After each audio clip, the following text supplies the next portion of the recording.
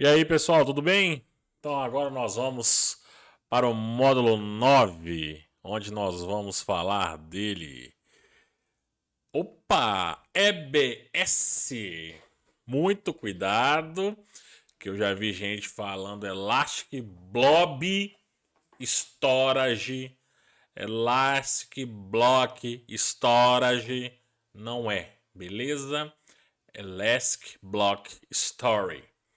Então, pessoal, ó, isso aqui é muito conhecido. Ah, vamos lá? Vou pegar minha caneta aqui. Então, ó, sempre quando você tem seu servidorzinho aqui, ó, esse aqui é o quê? É o EC2, né? Então, beleza. Quando você cria um EC2, ele tem lá a placa de rede, ele tem, vamos colocar aqui o IP, né?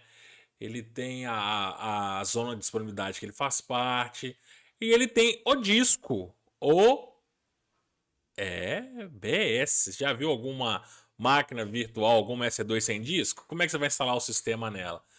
Então, gente, o que que ele está falando aqui? Ó? Ele está falando que todas as máquinas virtuais têm um EBS. Você pode colocar 1, 2, 3, 10. Então, beleza. Então, ó, só que tem um detalhe. Olha que legal. Quando você cria um EC2, ele já tem, ó, EC2, ele já tem o EBS. Só que se amanhã você acordar e quiser atachar outro EBS nessa máquina, esse EBS tem que estar na mesma zona de disponibilidade, mesma Availability Zone, mesma AZ, mesma zona de disponibilidade. Não venha comigo querer, mas meu servidor está na zona A, eu vou criar o disco na zona B. Não funciona de jeito nenhum. Beleza? Nem tente. Mas como que eu vou fazer então? Se eu quero colocar meu disco, fazer uma cópia do meu disco para outra Availability Zone. Isso aí nós vamos falar daqui a pouco. Beleza? Então, isso aí é o EBS. Vamos ver mais o que eu coloquei no slide lá. Imóvel. Aí, eu já acabei falando. Para eu passar, gente, para eu passar um EBS para outra Availability Zone ou outra região, é através do snapshot, que nós vamos falar dele daqui a pouco. Beleza? Então, lembre-se, só posso criar EBS para uma EC2 na mesma Availability Zone. E somente se eu quiser migrar para outra Availability Zone ou para outra região é através do snapshot. Show? Quando eu fiz a prova, não existia esse EBS Multi-Attach, que significa que até 16 instâncias podem se conectar a um EBS, mas o tipo do EBS tem que ser IO1, né? E a instância tem que ser do tipo Nitro. Ou seja, isso é caríssimo. Então, lembre-se, quando eu fiz a prova, 3 anos atrás, não existia o multi-attach. O que é o multi-attach? É você ter até 16 instâncias consultando as informações daquele disco. Beleza? Então, vamos embora que tá ficando legal. Gente, agora é o seguinte. Olha só os tipos de EBS. Você tem os SSDs, que são rápidos e caros. Agora só tá podendo criar instância com SSD. Então, antigamente você podia criar com HDD, agora só com SSD. E ele é muito mais rápido e ele é mais caro. HDD é o disco rígido, né? Aquele que tem uma agulha, aquele que você coloca, que você tinha aquele disco, ele ficava lendo na agulha. Ele é lento e mais barato. Hoje utilizado para armazenamento de dados na AWS. Beleza? Então, você tem, ó, os discos que a gente chama de General Purpose, ou seja, tipos de uso geral. Por isso GP2 e GP3. E você tem o tipo IOPS provisionado, otimizados para a taxa de transferência e Code HDD. Mas você acha mesmo que eu tenho coragem de só falar isso para vocês?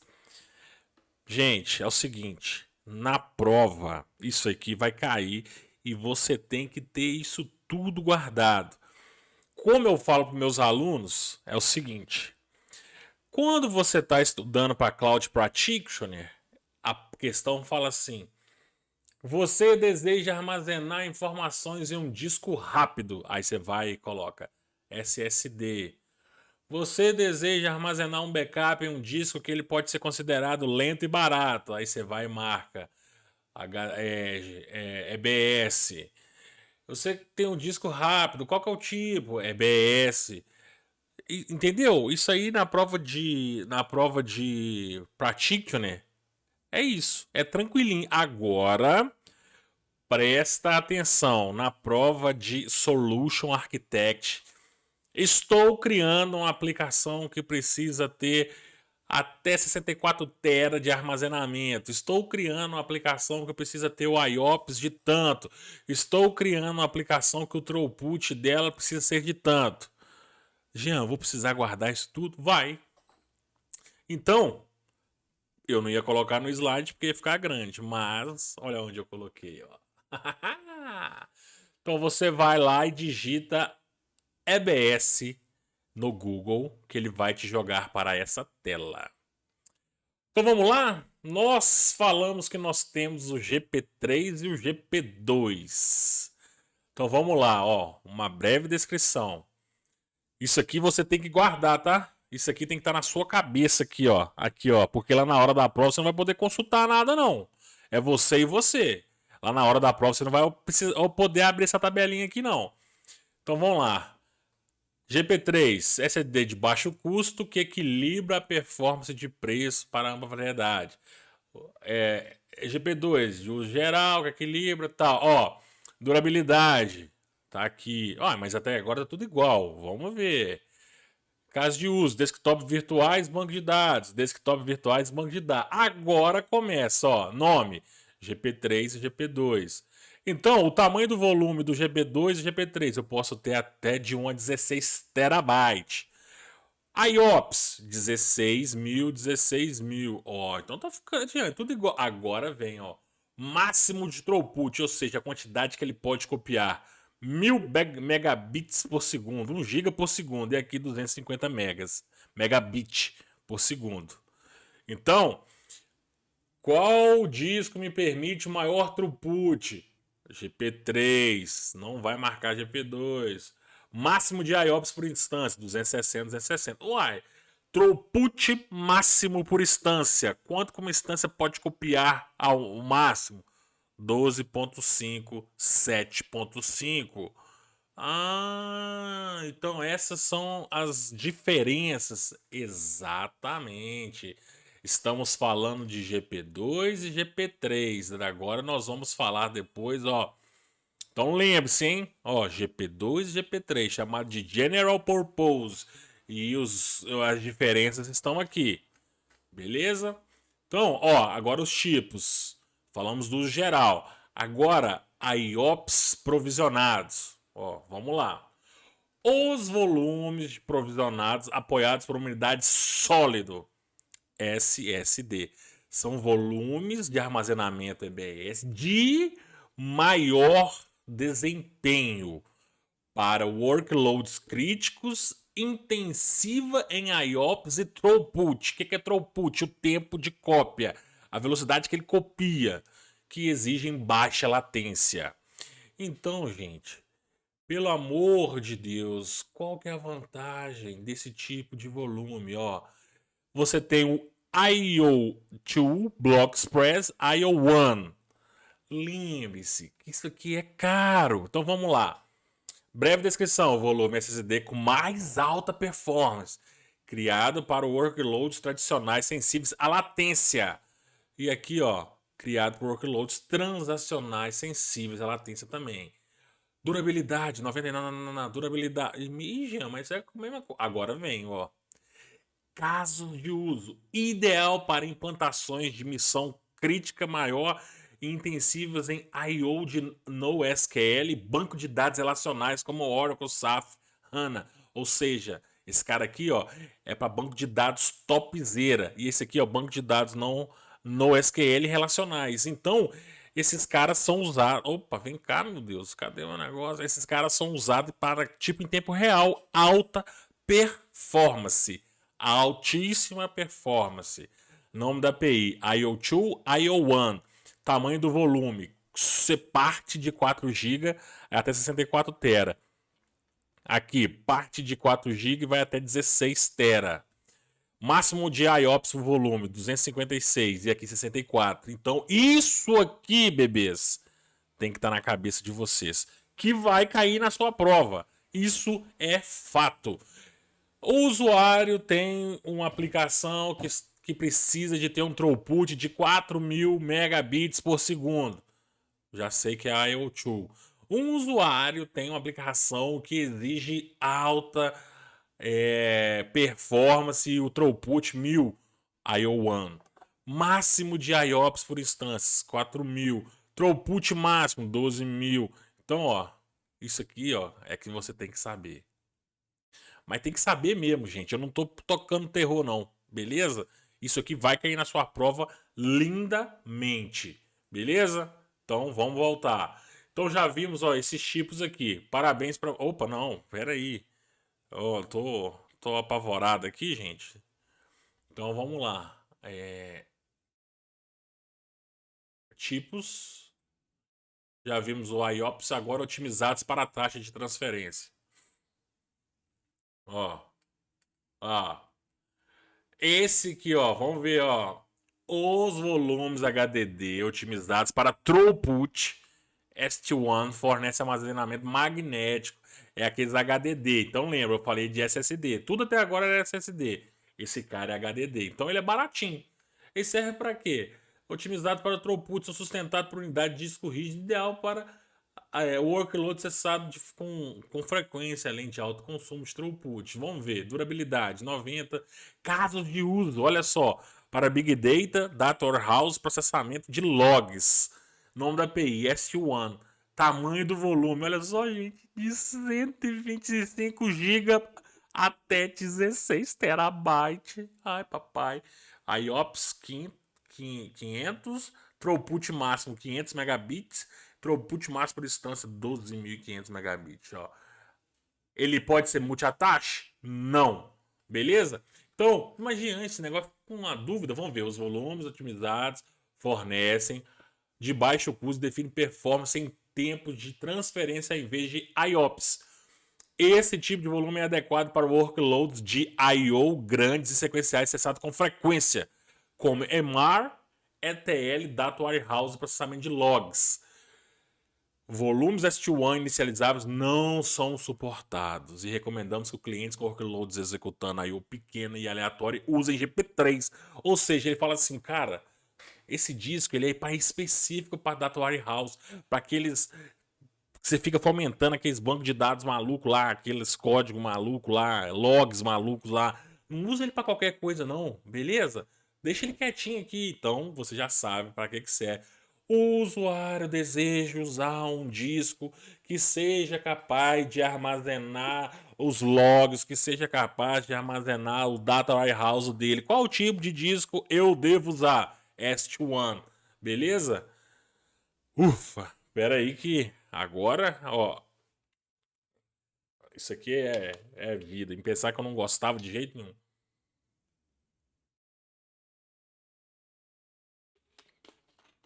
Água com gás. Vamos lá que esse negócio é bom demais ficar vendo esses negócios aqui. Ai, gente, em pensar que eu tenho que renovar minha prova daqui a pouco. Glória a Deus nas alturas. Então vamos lá. Beleza? Opa, pera aí. Eu tô apavorado, né? Vamos lá, tipos de volume. Agora nós vamos para o code. Frios. Volumes da HDD de menor custo para armazenamento mais frio. O que significa isso?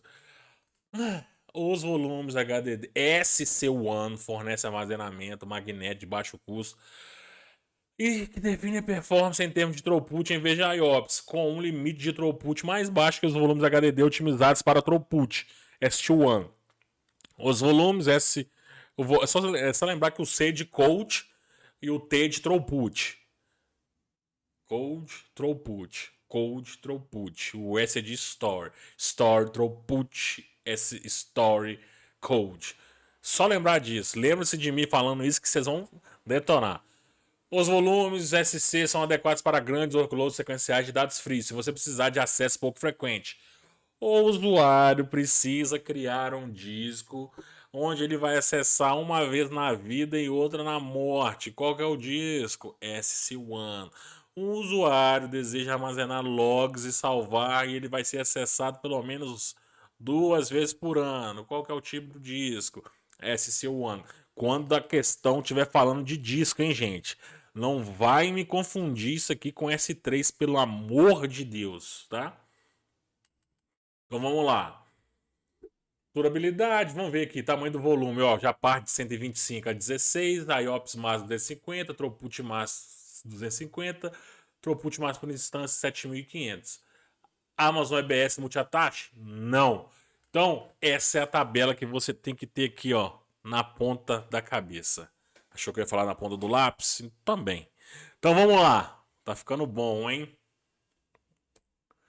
Snapshots. Gente, snapshot. Então vamos falar de EBS aqui, ó. Ó, você tem um EC2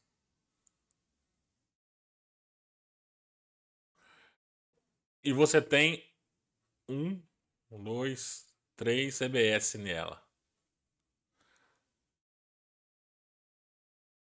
A título de estudo, nós vamos colocar aqui 50 GB, 100 GB, 200 GB. Beleza. Então, nós estamos aqui em São Paulo. Bacana. Então, quando eu faço o snapshot, a gente chama como se fosse um backup. Eu tiro a foto do meu disco e guardo. Então, eu posso colocar o nome. Snapshot VM1. Vamos colocar aqui, ó. VM1. Aí eu posso salvar. Ele vai falar assim, peraí, você quer fazer o snapshot do disco 1, do 2, ou do 3 ou de todos? Eu posso escolher. Então eu posso escolher do 1, do 3, do 1, do 2, do 2, do 3, entendeu? Eu que escolho o disco que eu quero fazer e salvar ali. Certo? Então isso é snapshot, é eu salvar o estado daquele disco ali, ó. Então eu pego ele, opa, vem cá que eu vou fazer um backup do C e armazeno ele aqui para mim, ó. Aí eu coloco o nome, Snap VM1. Então, nesse Snap do VM1 aqui tá os 3 discos, porque eu escolhi os 3 discos. Ou podia estar um disco, porque eu escolhi um disco. Só que aí, eles me ligam e falam assim, ô Jean, cara, nós estamos aqui com um ambiente aqui na Virgínia. Na Virgínia. Vocês lembram que eu falei que o EBS tem que estar na mesma zona de disponibilidade, né? Ô, Jean, nós estamos com um projeto aqui na Virgínia, cara. A gente tá precisando subir aquela VM1 igualzinha aí, cara. Como é que você faz aí? Ajuda a gente? Eu falo, ó, mole pra nós, é. Copia os snapshots aí, ó. Aí eles vão lá e copia os snapshots. Então, snap VM1. Agora na Virgínia, quando eles restauraram o snapshot, o que vai ter? 1, 2, 3. Ó. EBS 50. EBS 100. EBS 200. Olha que legal, entendeu? Então isso é o snapshot. Salvo, é como se fosse uma foto. Tirou a foto, armazenou, beleza. Opa, agora copia lá para mim. Aí ele vai e copia. Só assim você consegue ter um disco lá na outra região. Beleza? Então, snapshot, facinho, facinho. Deixa eu... Novo, não. Próximo slide. Snapshots. AMI. Ô, gente, agora sabe o que é legal? Que antes dava pra eu ver o próximo slide, né? Atualizei meu computador aqui, os sistemas todos, não consigo ver nada. Então vamos lá, pra você não achar que... Você que tá ouvindo de fone aí, não achar que sua conexão tinha caído pelo silêncio. Ó, Amazon Machine Images. AMI. AMI. O que é a AMI? Vamos, ó. Lembre-se, hein? Você tem a AMI pública, você tem a AMI privada. Vamos lá. Ó.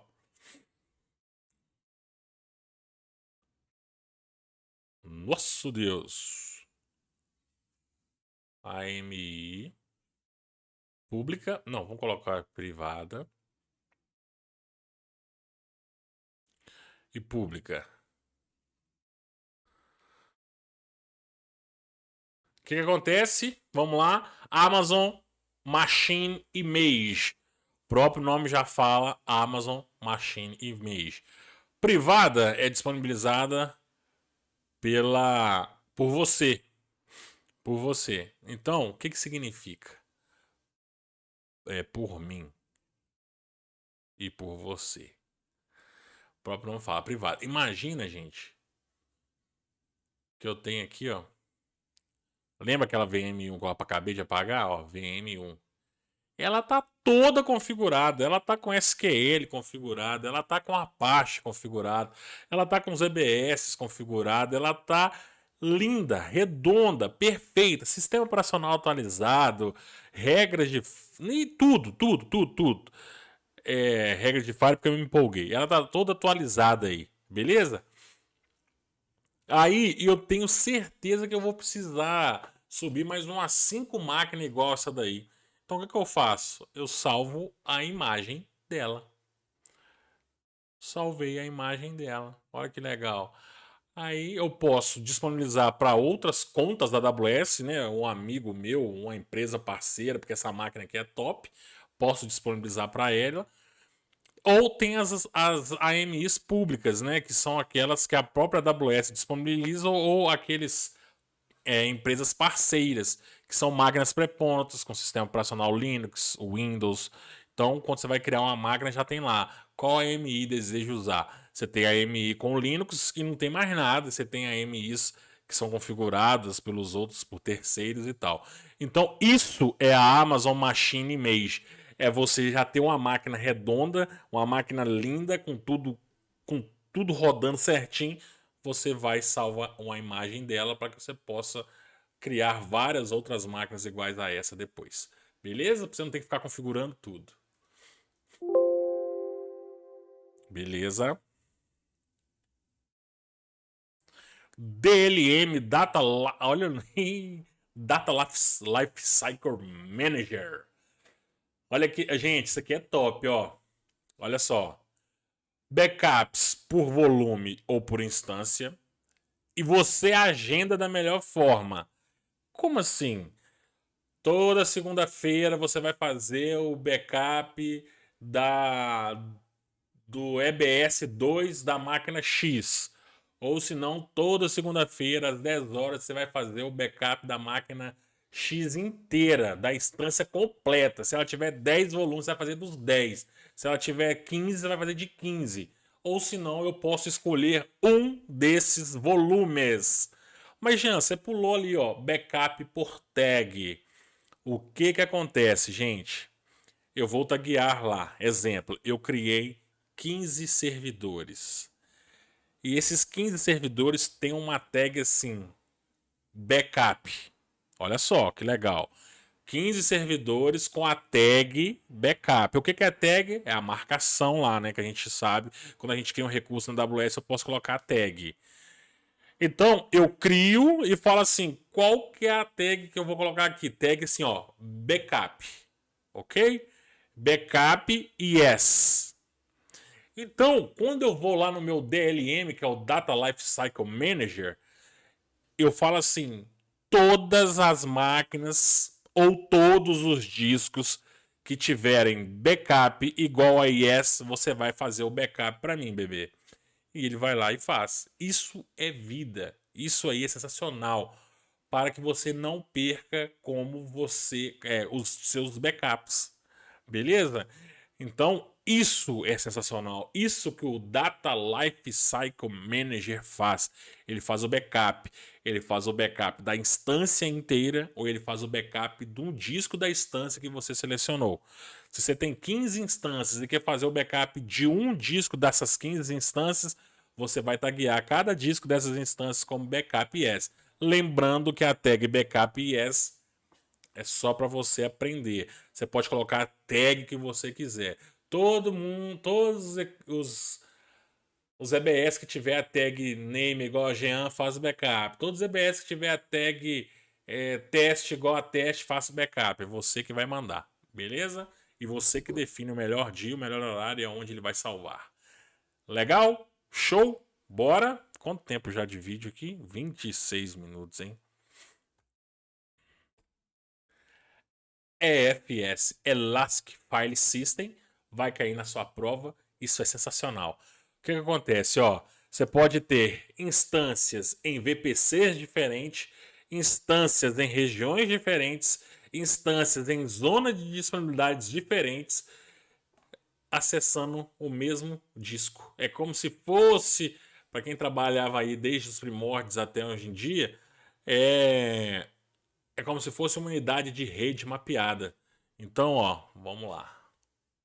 Utilizado apenas por Linux, hein? Linux. Linux. Então, ó, EFS. O nome fala Elastic File System. Você tem uma VM em São Paulo. Você tem uma VM Virgínia. EWA. Vou colocar aqui. EWA. Você tem uma VM no Japão. E você tem um Elastic File System aqui, ó. Então, ó, você tem 3 regiões, todo mundo acessando esse Elastic File System aqui, ó. Todo mundo enxergando como se fosse uma unidade montada nessas VMs aqui. Entendeu? Então, se você tiver na sua casa também acessar via VPN, você consegue acessar esse Elastic File System aqui. Isso é lindo, isso é sensacional, mas para máquinas Linux. Máquinas Linux. Beleza? Não vem que não tem. Vamos lá, vamos para a próxima. Não vai tentar acessar a EFS com Windows que você não vai conseguir, não. Gente, CloudFormation. Vocês já ouviram falar em CloudFormation?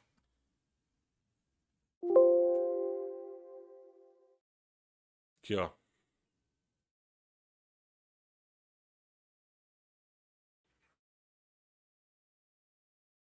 CloudFormation, gente. Isso aqui é chamado de stack. Você pode escrever o CloudFormation em JSON e YAML. YAML. O que é isso que você está falando, Jean? Gente, imagina que eu quero criar 15 VMs e essas 15 VMs já tem os IPs atachados, já tem a zona de disponibilidades atachada, já tem o disco atachado, já tem tudo atachado. E eu quero criar ele de maneira rápida, just in time, igual o miojo. Em vez de eu ficar aí lá na console, crio a primeira, atacho o disco, atacho a rede, configuro a zona de disponibilidade, vou na segunda, atacho o disco, rede, zona de disponibilidade, eu crio um arquivo chamado YAML ou JSON, onde eu coloco todas essas propriedades e quando eu mando executar no design da própria AWS, que ela tem um design para isso, ele cria isso para mim em questão de segundos, chamado de Infrastructure as Code. infraestrutura como código, beleza? E isso, gente, vai cair na prova de vocês. Pelo menos umas 3 questões falando assim. Qual que é a permissão do usuário aqui nessa stack? Qual que é a permissão? Ó, deixa eu te mostrar. Modelos de CloudFormation. Quando você entra lá na AWS, digita modelos de CloudFormation, você vem aqui, ó, trechos de modelos. Lembre-se, isso vai cair na sua prova, beleza? Aí você tem que, você vai, ó, lembra, a gente falou de templates, ó, vamos vir aqui em templates. Como criar um template de EC2? Quando eu clico aqui, ó, aí ele fala, ó, você quer o quê? Configurar EC2, uma instância EC2? É. Aí ele vai falar assim, ó, tá aqui o template, ó. Se você quiser em JSON, tá aqui. Se você quiser em Emo, tá aqui. Aí ele fala, ó, EC2 instance, qual que é o tipo? Aí eu coloco o tipo. Qual que são as propriedades? Availability zone. Qual que é a imagem que eu estou usando? Então, imagine que agora eu quero alocar Elastic IP. Aí ele fala, você quer alocar um Elastic IP? Ó, é isso aqui. Então, gente, vai formando um blocão de código aqui, sabe? Se eu quero criar um EC2, é aquele código que eu acabei de mostrar. Quero atachar um Elastic IP, aí eu coloco mais esse bloco, entendeu? Então, o negócio fica gigante, tá? Quanto mais coisas eu adicionar no meu YAML, né, na minha stack, ele lê de cima para baixo. Quanto mais coisas eu adicionar, maior fica. Vamos ver aqui RDS. Eu quero criar um RDS também junto nessa stack. Aí eu adicionaria isso aqui, ó. Olha que legal, tá vendo? Então eu ia criando um por um. Eu ia criando um arquivo grande com. Primeiro você cria a instância, agora você atribui um Elastic IP, agora você cria o SQL, agora você cria um SNS, ó. Tudo no mesmo arquivo, tá vendo? Esse negócio é sensacional. CloudFormation, não deixa de dar uma lida, não deixa de dar uma estudada, porque isso vai cair na provinha suas, tá? Lindezos, vamos ver. E lindezas, vamos ver.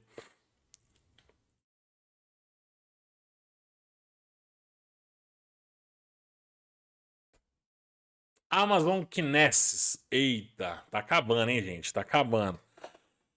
Kinesis. Gente, o Kinesis, eu entrei aqui para vocês verem, ó.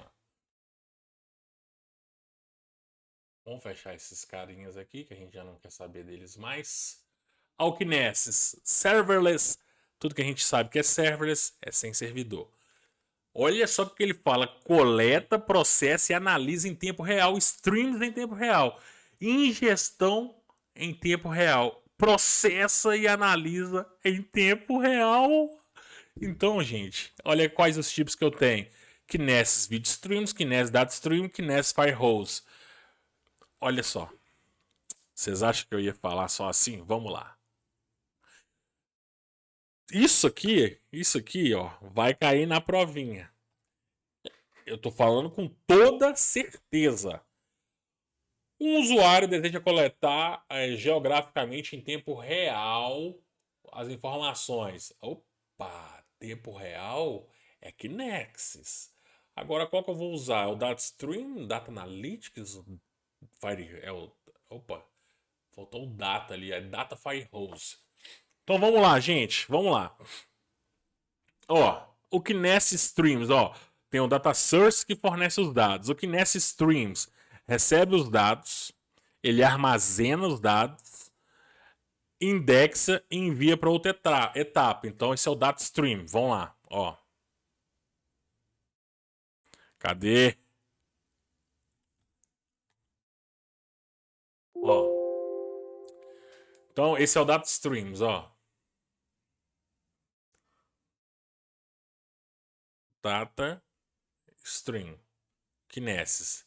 Beleza?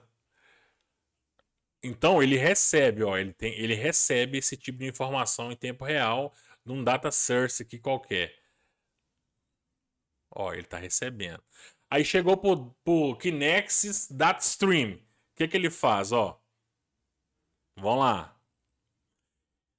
Ele recebe os dados, armazena, indexa e envia para outra etapa.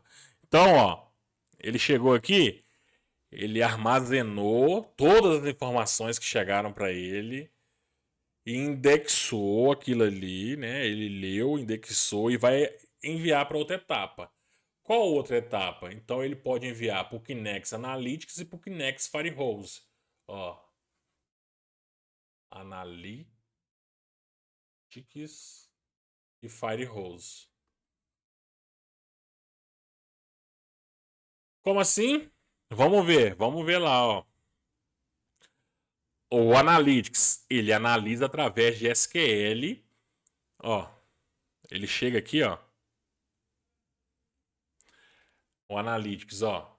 Ele vem, aí ele manda para uma consulta, né, de SQL. Aí ele tem uma função lambda que fala assim, ô, armazena isso aí para mim, pelo amor de Deus, lá num banco de dados aí, armazena isso aí para mim, fazendo um favor. Então, ó, ele transformou numa linguagem de SQL. Aí uma lambda fala assim, ó, armazena ele num banco de dados para mim aqui, no BD. Então, esse aqui é lambda. Agora, você tem o Firehose. Cadê o Firehose? Ó, carrega os dados para um bucket EC3. Que é isso? Então vamos lá. O Firehose pega,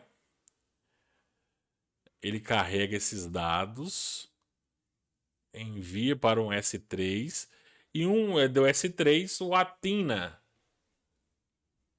pode fazer as queries e consultar o que está aqui. Então vamos lá.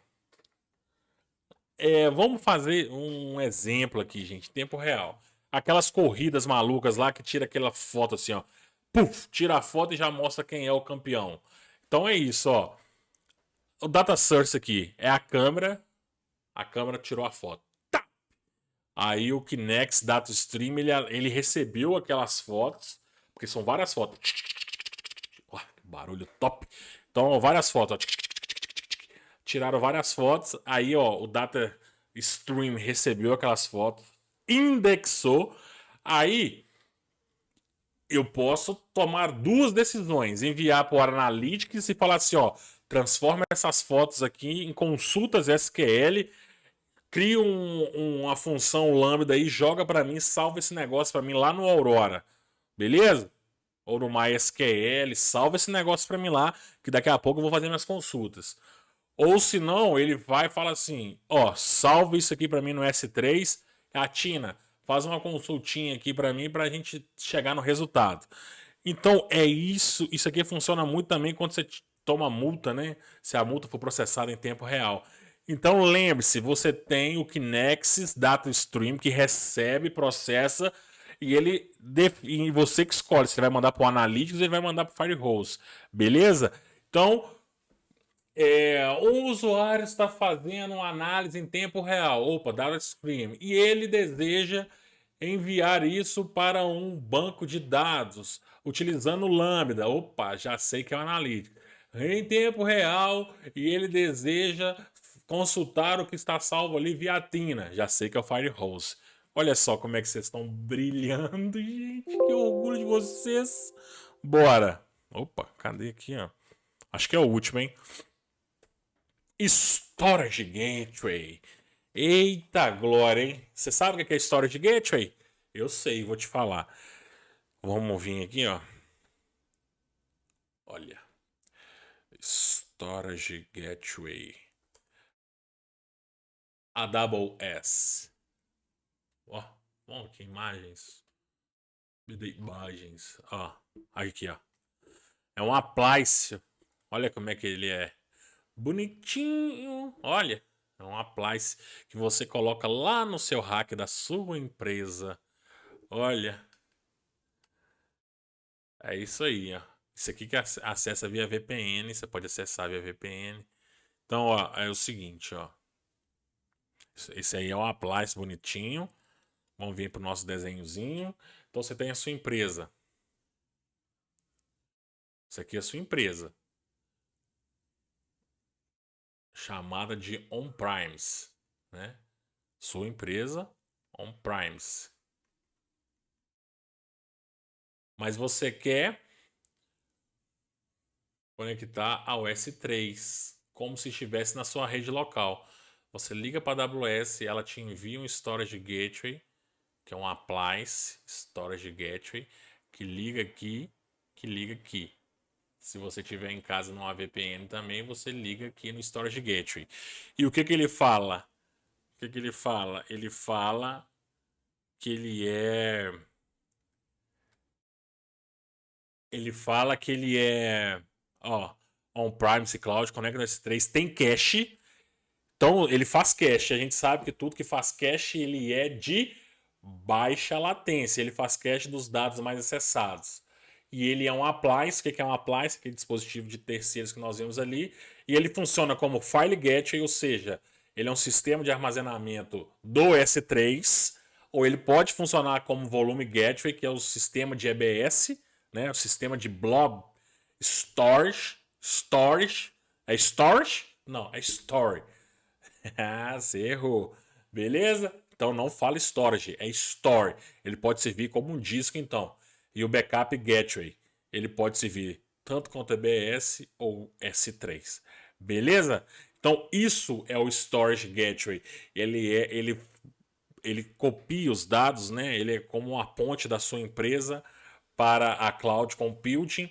Você pode acessá-lo através de uma VPN também. Falar nisso, lá no EFS eu citei um exemplo de VPN, mas eu citei errado pensando em storage gateway, beleza?